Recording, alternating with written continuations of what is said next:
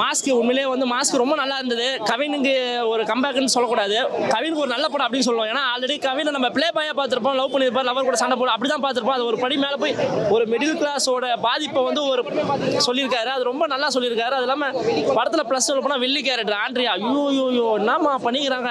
ஏன்னா அந்த மாதிரி வில்லி எல்லாரும் வீட்லேயே ஒருத்தர் இருப்பாங்க, அது யாருக்குமே தெரியாது. அது ஊமா சைலண்டாக மூவ் பண்ணி அவங்க வேலையை பார்ப்பாங்க. அந்த அளவுக்கு நல்லா பண்ணியிருக்கேன், நல்லா இருக்கு. இல்லை மாஸ்க் அப்படி தான். இப்போ நம்ம திருட போகும்போது இப்போ நேராக போனால் நம்ம முகம் தெரிஞ்சிடும். அப்படின்ற மாதிரி மாஸ்க் போட்டு போய் நிறைய வலிப்பு நடக்குதுன்னா அப்படி தான் நடக்குது.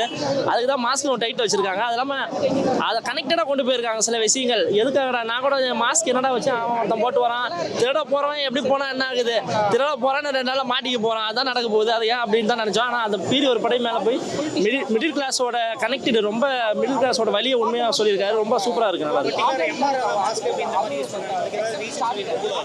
அதுக்கு ஒரு மெசேஜ், ஒரு கருத்து வச்சிருக்காரு. ஏன்னா அதுக்கு அவர் எதுக்கு எம்ஆர் அதோட மாஸ்க்னா அதில் ஒரு கான்செப்ட் இருக்குது, அதுக்காக தான் சொல்லியிருக்காங்க. அது ரொம்ப அது கிளைமேக்ஸ்லாம் வந்து எதிர்பார்க்கவே இல்லை. சார்லி சார்லாம் யாரா அது வில்ல, யாரா அது எங்கடா போச்சு, என் வீட்டில் இப்போ 10 ரூபா பணம் வச்சுக்கணும்னா யாரா எடுத்து, இப்போ நான் தான் ஜோப்பில் தான் இருக்குது, நீ எடுக்கலாம் ஒரு கூட்டத்தில் போனால் யார் எடுக்கிறவன் யார் அப்படின்றத நல்லா சூப்பராக சொல்லியிருக்காங்க. எதிர்பார்க்கவே இல்லை. சார்லி சார் வந்து கிளைமேக்ஸில் அச்சு தும்சம் பண்ணிட்டாரு. அவர் தான் ஹீரோ. அவங்களாம் இது வரல. அப்புறம் அதான் வில்லி ஆண்ட்ரியாக தான் கண்டிப்பாக இன்னொரு டைம் பார்க்கணும். அந்த அளவுக்கு நல்லா பண்ணியிருக்காங்க.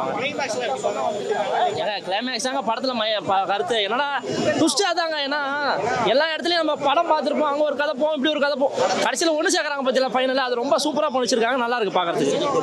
ஐயோ படத்துக்கு ப்ளஸ்னா மியூசிக் ரொம்ப நல்லா பண்ணியிருக்காங்க ஐயா.